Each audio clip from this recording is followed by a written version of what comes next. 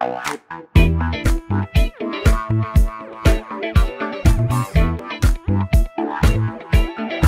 das coisas... O papo tava bom pra caralho. Caraca, puta velho. Que pariu. Eu achei Puta que papo pariu. legal pra caralho. Pena que ele teve que ir embora aí.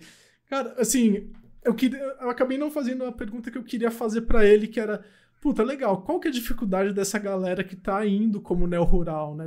Porque os negócios estão aí, né? Nas dificuldades que essa galera tá encontrando.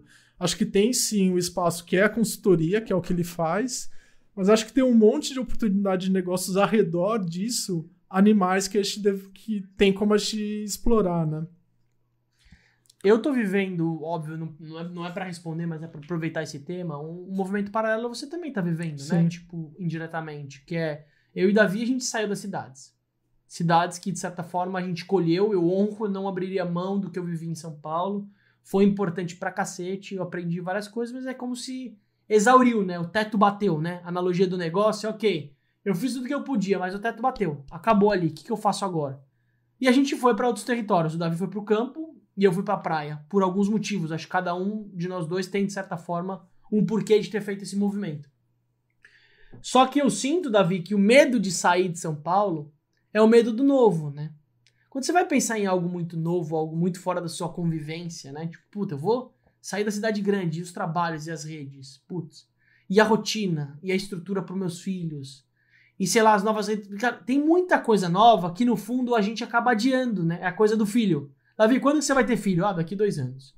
Davi, quando você vai fazer isso? Ah, daqui 1 ano. Então a gente sempre vai jogando esse sarrafo pra momento futuro e não pro presente. Porque sempre vai ter alguma coisa técnica, seja dinheiro, seja prazer, seja o que for, que vai fazer com que você não saia da sua realidade. Pô, porque se for ver, né, olha o papo. Pô, o Walter é um cara acessível, é um cara que tá fazendo, ele é um desnegócio puro, é um cara que é vanguarda, mas ele tá ali na salinha dele com o negócio acontecendo, ou seja, com o forninho além, ele não mostrou, mas o cara tava fazendo um forninho além do rango ali do jantar. Tipo, é real a história. Mas sabe um negócio que eu acho incrível da nossa conversa com o Walter? Aqui já acabou virando o nosso pós-papo, né? Mas, assim, Sim. O que eu acho incrível do negócio do Walter é que ele consegue... Lógico, ele tem a parte técnica dele e tal, mas o que eu acho incrível é que ele, ao mesmo tempo que ele é um cara idealista, ele tem toda a razão utópica para ele fazer o negócio dele, ele é um cara super pragmático, assim, porque isso é uma coisa que eu tenho um pouco de birra de quem é muito utópico. Geralmente o cara é utópico, mas ele não é pragmático. Então, o que eu acho incrível do Walter é que ele consegue ser utópico, mas ao mesmo tempo ele é super pragmático e ele entende que para uma pessoa ter uma agrofloresta, a conta tem que fechar. Então eu acho isso a grande sacada, assim, que eu tenho muita birra da galera, puta, eu sou contra geneticamente modificado, né? GMO. Ah, GMO é horrível, nossa, vai matar todo mundo. Puta, mas qual que é a alternativa pro GMO? E aí chega um cara que nem o Walter e fala, cara, a alternativa para um GMO é você ter uma agrofloresta com uma estrutura econômica que vai te manter competitivo frente a outras culturas mais tradicionais. Eu acho genial que no fundo é que ele tem dentro dele esses dois perfis, né? Mas ele falou um pouco, você viu, da força da mulher, que tem um papel complementar ao dele. Eu sinto que talvez, Davi, a importância da sociedade nos modelos, né? Que às vezes são pessoas complementares. Então, às vezes você pode ter um cara idealista, o mundo é verde, orgânico é o futuro e tal, mas se você não tem uma outra pessoa mais analítica, mais visão financeira, que busca investimento a curto, médio e longo prazo, que consiga estruturar o modelo e contar os diferenciais menos românticos, esse modelo não vai funcionar. Então acho que ele tem um pouco disso na fala dele que dá esse senso. Cara, dá pra ser pragmático. Dá pra falar da terra como, cara, compra isso em 3 meses. Quando ele falou de tomate, acho que demorava mais, não, 3 meses, mas você já planta outro que é 4. Ou seja, vai ter receita todo mês. Dependendo da safra que você começa o jogo, você vai ter receita de formas diferentes, né? Então, cara, não é tão difícil, né? Tem um negócio que... A consultoria que eu era sócio, que era Terra Forest, tinha um slogan que eu achava muito legal, que era brilhantemente pragmático. Então, e tem uma mega tensão entre isso, né? Se você é muito brilhante, você não coloca nada em prática. E se você só é pragmático, você não faz nada diferente. Então, você ser brilhantemente pragmático é o que eu acho que o Walter consegue ser com a Preta Terra. Ao mesmo tempo que ele é brilhante, que ele está resolvendo uma questão que é muito séria socialmente, da questão da terra, da questão do alimento.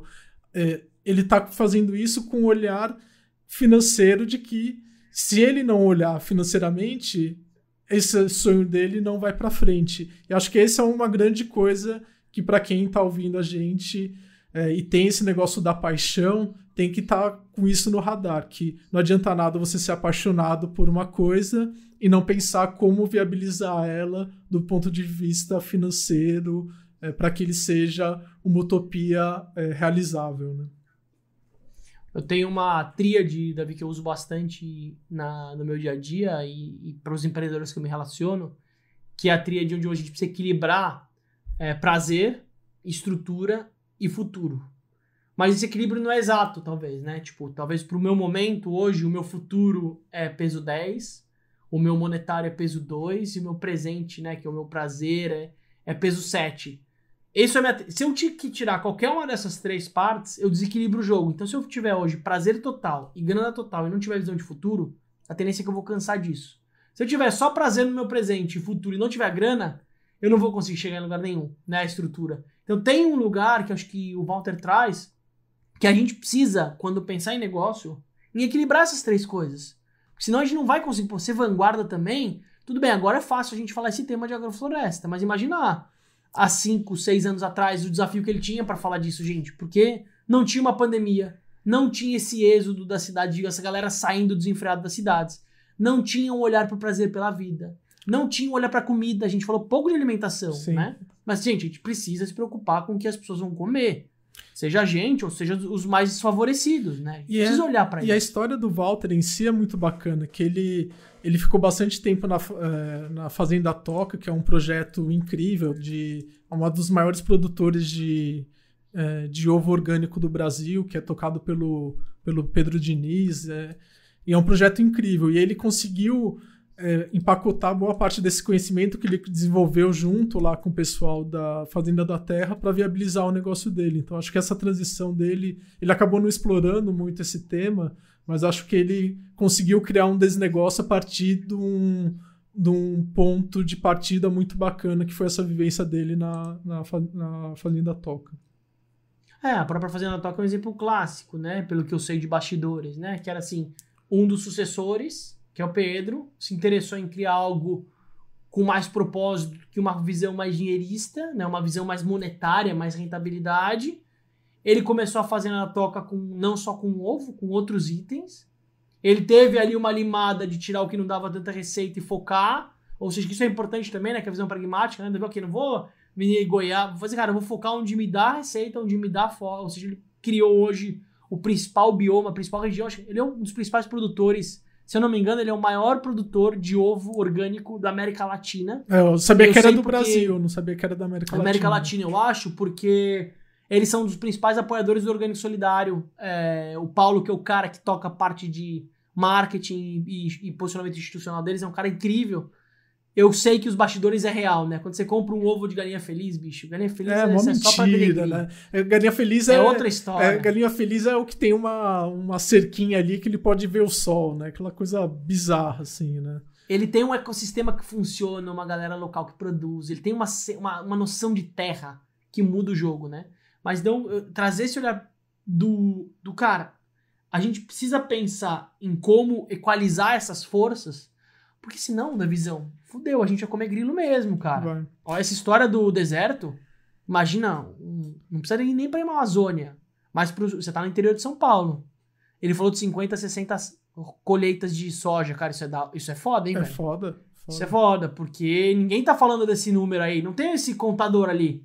Ah, ok, tá na 35, pô, ninguém tá falando disso, por quê? Porque é o imediatismo financeiro, isso não é pop falar.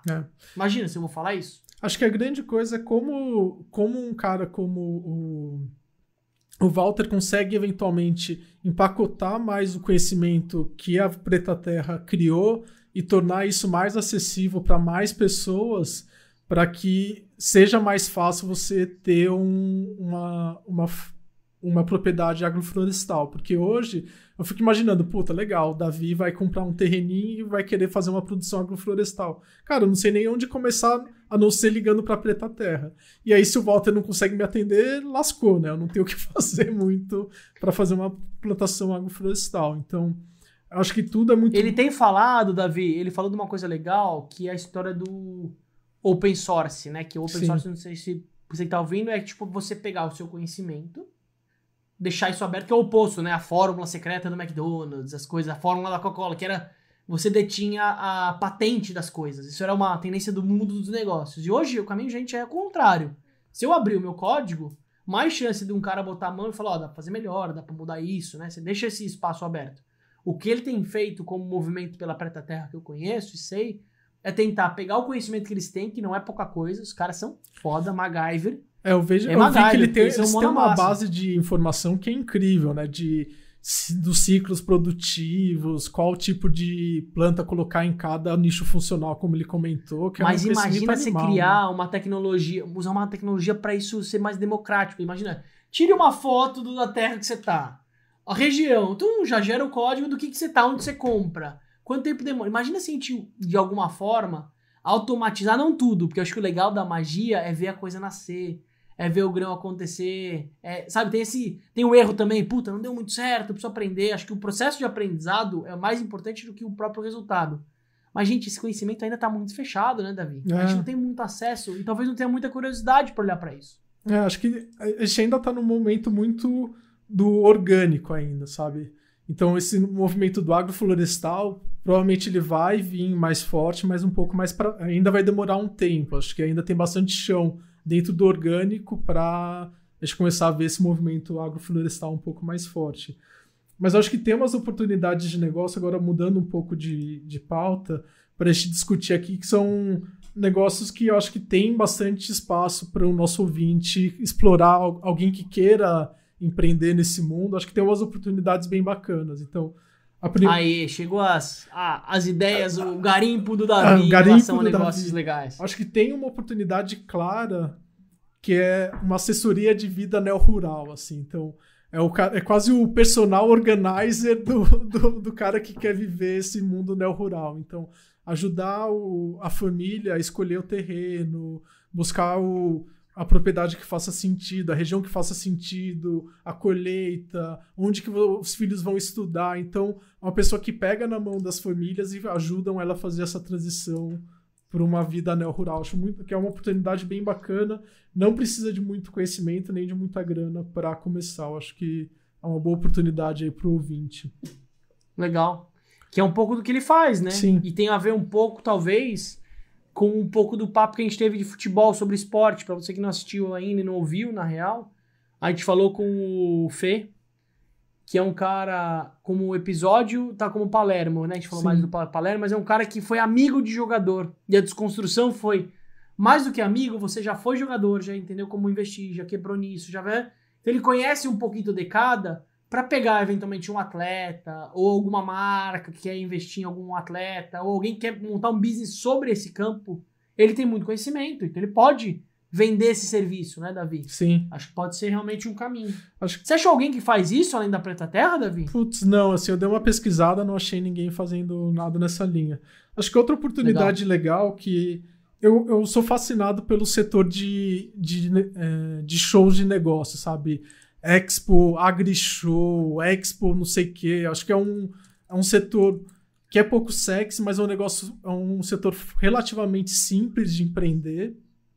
É um setor de altas margens, assim, é um negócio que dá para ganhar dinheiro, que é organizar feiras de negócio. Então, acho que tem uma oportunidade, eu não achei a feira agroflorestal, assim, onde você vai achar o cara que fornece insumo, o cara que fornece consultoria, as empresas que desenvolvem software agroflorestal. Então, acho que quem quiser empreender nessa área e não ir necessariamente para uma linha mais ter uma propriedade agroflorestal, essa parte de eventos de negócio, acho que pode ter uma coisa bem bacana por aí. O desafio disso, aí olhando outro gancho, é que o mundo dos eventos mudou com a pandemia, sim, né? Sim, com certeza. E eu falei, inclusive, ontem com o Natália. Natália é um dos caras que mais conhecem de evento, que tem o Experience Club, que é uma confraria de grandes executivos, que precisou se reinventar. Eu falei o papo com ele assim, cara, eu não sou mais uma empresa de evento, eu sou uma empresa de tecnologia, de experiência virtual. Então ele escolheu um caminho de assumir que o business dele vai ser uma plataforma de conteúdo, de troca, de network. Ele foi para um campo território tecnologia. Mas também, Davi, você tem um movimento que uma hora as coisas vão voltar. Né? Sim. Mas eu não vou voltar mais sendo a mesma coisa.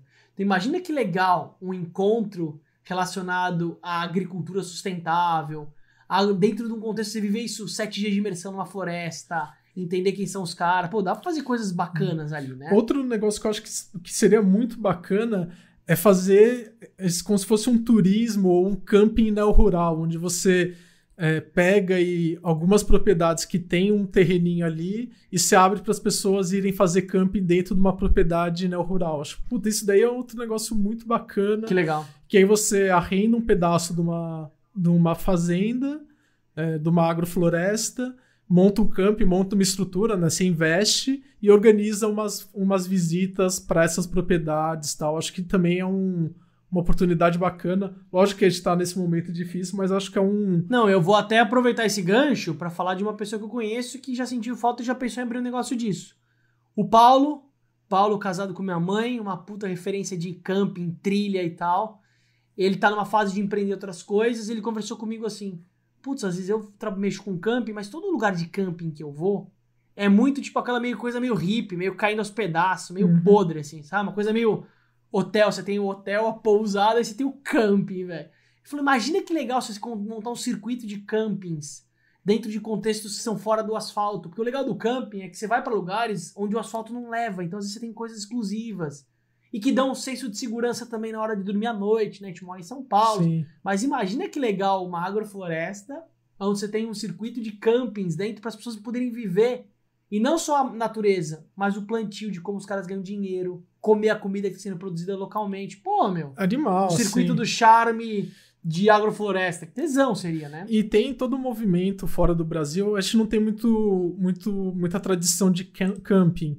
Mas tem o movimento do glamping, né? Que é um camping com um certo glamour, assim, glamping.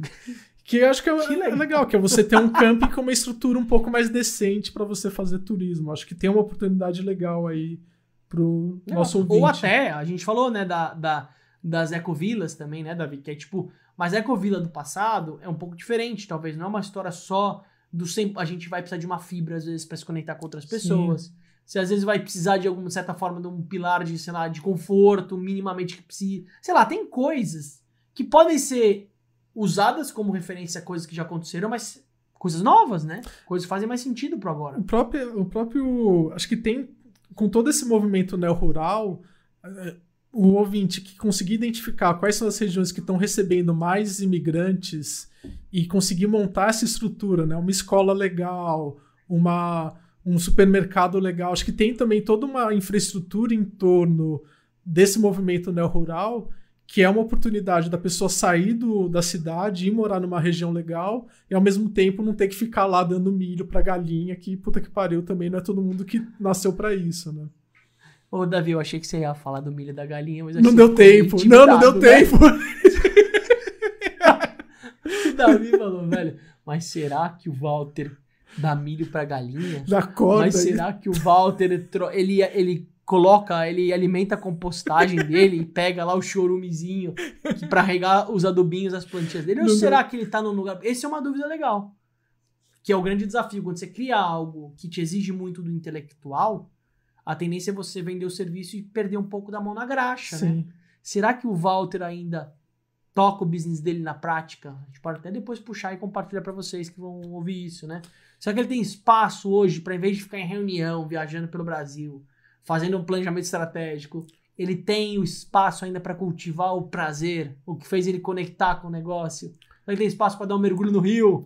Ou ele só consegue ver da janelinha dele, do sítio dele, onde ele mora, numa fazendaça, Lá no, acho que é a divisa entre o estado de São Paulo e do Paraná. Isso é um ponto legal, né? É legal, que é um sim. dilema, né, Davi? Sim, com certeza, é um mega dilema. E acho que, assim, mais uma ideia aqui que eu tive, nos meus garimpos aqui. Nossa, você tá... Hoje eu tô on fire, bom, hoje eu tô on fire. Que assim, cara, onde você compra insumo agroflorestal, né? Onde você compra muda, onde você compra as porra pra fazer agrofloresta, sabe? Acho que tem uma oportunidade que são os negócios que eu gosto muito, assim, que são os negócios B2B, né? De fornecedor de insumo para determinadas coisas. Putz, eu não faço ideia. Como que você tem algum tipo de pé de café específico para isso? É um pé de inhame específico? Acho que tem uma oportunidade para fornecer insumo para essa galera, sabe? Legal, esse é um ponto bom, porque assim, até pensando o Orgânico Solidário me deu para mim algumas perspectivas, né? Então você tem a perspectiva 1, o alimento orgânico, que é o livre do agrotóxico, né? E outra, é a forma como você cultiva e tal. Caminho 2, que ele já trouxe um assunto, que é o monocultura. Que não adianta você ter uma produção orgânica e produzir só alface naquela região, porque você pode eventualmente prejudicar o solo também, mesmo sendo orgânico. Uhum. Aí entra essa coisa da agricultura regenerativa, que é essa história de como eu estou produzindo algo naquela terra, mas eu estou devolvendo. Então eu pegar eventualmente uma terra mais desertificada, mais seca, e você, através da sua produção, você deve resgatar a água, resgatar as nascentes. Cara, tem coisas incríveis acontecendo. E aí quando você entra nisso, na agricultura regenerativa agrofloresta, que são várias espécies juntas, começa a ficar, é camada 7 do Avatar aí. Vai evoluindo o Pokémon na história. Só que o desafio é isso.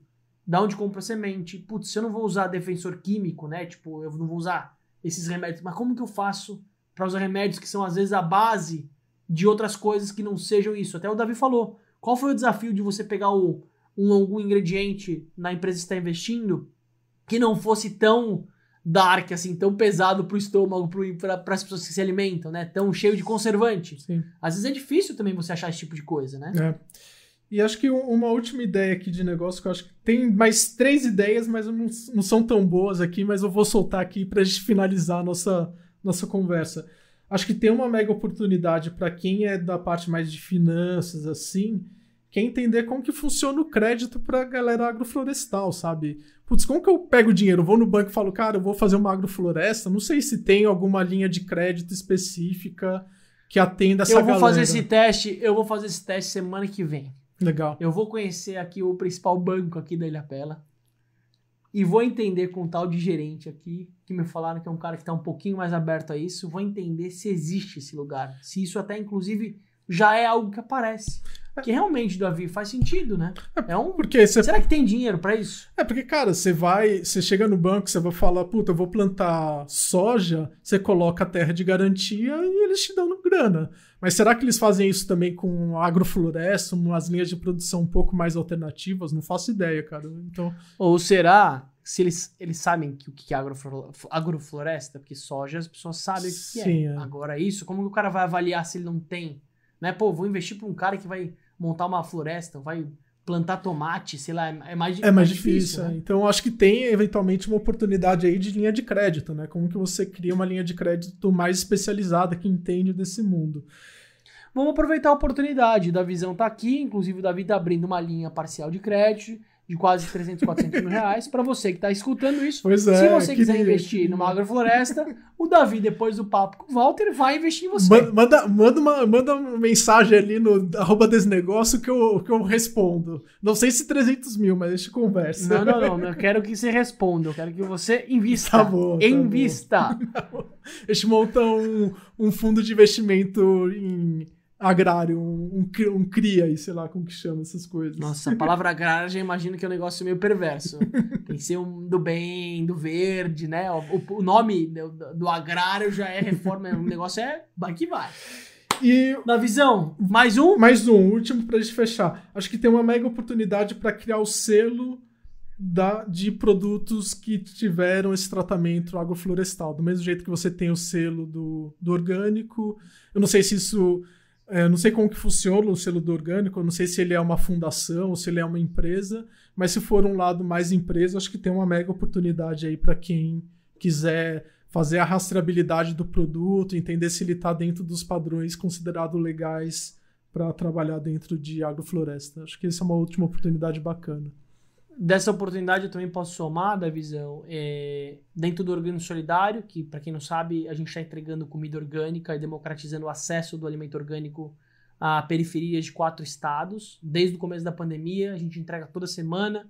Hoje, em média, 1.500 cestas por semana. Já foram, no total, mais de 60 mil entregas. Cada uma delas alimenta pelo menos umas 5 pessoas. E eu tenho conversado com o pessoal da EcoCert. A EcoCert, para quem não conhece, é uma das principais certificadoras. São as empresas que fornecem. Ela tem um padrão de como, por exemplo, o Davi tem um produto orgânico. Então, ele vai certificar para garantir que aquele produto de fato é orgânico. Tem um selinho que a gente vê nas embalagens. A princípio, você tem certificadoras por trás que garantem a confiabilidade daquilo. Só que existe uma discussão aparecendo, que são duas, na verdade, né? Uma delas é, cara, vamos aprofundar esse selo. Vamos falar de agrofloresta, de agricultura regenerativa. Então, existe uma camada de selo se aprofundar. E a gente, como Orgânico Solidário, criou o nosso selo. Que bacana. Que a empresa, além dela olhar para o orgânico como ecologia, orgânico tem tudo a ver com natureza, com social. A própria terra já não é solidária uma com a outra. Para você plantar no orgânico, a praga precisa se equilibrar com isso, já tem uma troca ali. Então, a gente está criando um selo, que é um selo de empresas parceiras orgânicas solidárias, onde a empresa ela doa 3% da receita daquele produto. Em contrapartida, ela tem um selo que ela pode não só fortalecer o aspecto ecológico, que ele é importante também, mas ela pode também fortalecer o aspecto social da história. 3% vai ser destinado a quem não tem acesso àquele tipo de alimento. Muito legal. Então, eu acho que esse assunto de aprofundar as certificações e falar de novos selos já é uma tendência. Hoje, você pegar qualquer produto, ali você tem empresa B, que é um outro negócio legal, que a gente depois vai trazer a Fran. A gente tem que falar, é muito bacana. Eu adoro o tema de empresa Tem B. um negócio também que é Fair Trade, né? Que é Fair Trade é o comércio justo, são empresas que elas equilibram lucro / distribuição. Então, acho que o modelo certificação é um modelo que vai expandir muito. Por que que ele expande, né, Davi? Porque as pessoas estão olhando o que elas comem. Sim, exatamente. Acho que não é mais ninguém que olha um produto e vê só o preço. O cara vai virar o rótulo e vai ver, putz, quantidade de sódio. Putz, essa empresa é isso, é nacional ou não é? Cara, tem história, preserva o animal, a galinha vive solta. Quanta gente investiu em galinha empilhada na história e precisou refazer a granja para soltar a galinha? Eu conheço história real de gente que investiu, que tinha tese de investimento, também tinha bem-estar animal, mas por algum motivo coletivo as pessoas se preocuparam se a galinha tá solta ou não. E, velho, o cara precisou adaptar a operação dele para isso. Então, acho que tem um campo muito forte pra gente falar de certificações, Davi. Adorei essa oportunidade. Legal, então acho que essas são as oportunidades de hoje aí nessa linha meio neo-rural. Hoje foi boa aí, que as ideiazinhas, acho que tiveram umas ideias boas. Muito legal, Davi. Agradeço você por estar aqui fazendo nosso check-out. Agradeço por mais um papo com você. Privilégio poder ter o Walter na nossa rede. É um cara realmente vanguarda, teoria, prática, o que ele acredita, integridade, né? Eu acredito, eu faço, eu falo. Ele é um cara 100% é um cara que desse não é negócio, radical. Né? Ele é um 100% desse negócio, que é onde a gente quer estar perto, né? Do Mateu, de pessoas assim, que estão fazendo coisas incríveis. Então eu saio hoje privilegiado nesse sentido em relação a, cara, agrofloresta, de fato é um território que eu quero pertencer. E eu vejo a importância disso para mim, pro meu filho, pra minha família, mas pra sociedade, né? Então eu vejo uma puta vontade de mexer na terra, sabe? Terminando esse nosso papo. Assim, putz, eu saio, assim, como eu já comentei em outros episódios, assim, eu tenho uma conexão muito forte com a alimentação, assim, boa parte da minha carreira foi construída em alimentação. E entender todo esse movimento da agrofloresta e tal, me trouxe uma nova perspectiva do que a gente tem que esperar em termos de alimento. O que é o alimento que vai ajudar os nossos filhos, as próximas gerações a terem um planeta bacana e terem uma saúde bacana também. E toda essa base ela tá na alimentação e como a gente produz alimento. Então eu saio daqui super inspirado de continuar seguindo essa minha trajetória dentro da alimentação, mas agora com esse novo olhar, que é esse olhar da agrofloresta e da agricultura regenerativa. Achei do caralho a conversa. Foi super inspiradora para mim. Muito bom. E para você que acompanhou a gente até agora, que escutou a gente, seja pelo Spotify, nossa plataforma de som, seja pelo YouTube, nossos canais de gravação, acompanhe Desnegócio, o projeto só está começando. mas acho que muita gente muito legal ainda vai aparecer nas próximas gravações. Semana que vem tem uma conversa muito boa, hein? Conversa muito boa, a gente não vai falar ainda. Semana que vem vamos falar vamos falar só o tema, pelo menos? Vamos falar de água. Água. Então se conecta aí indiretamente ou não com o papo de hoje, mas acho que vai ter muita coisa legal pra gente falar de água. Mas é isso, Davizão. Valeu por hoje, vamos que vamos. Valeu, Aziz. Valeu, Tchau. ouvintes. Até mais.